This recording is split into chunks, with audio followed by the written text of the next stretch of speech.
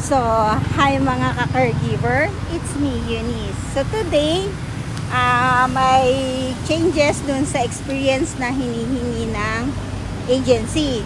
So kung dati ang hinihingi nila is 6 months paid work experience, ngayon po is 1 year or 12 months experience, solid experience na po ang hinihingi nila sa mga gustong mag-apply dito sa Singapore na live-in caregiver.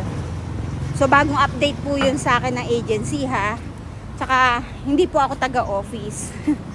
So yung mga nag-DM, PM sa akin na yun nga daw yung sinasabi sa kanila ng binibigay ko sa kanila na contact sa sa agency ko.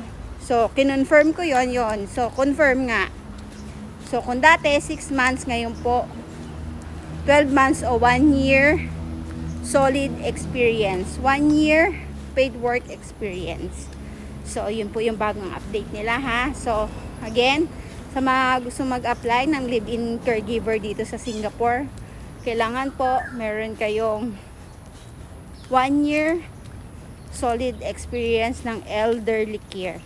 So, yun lang po. Ingat kayo and God bless.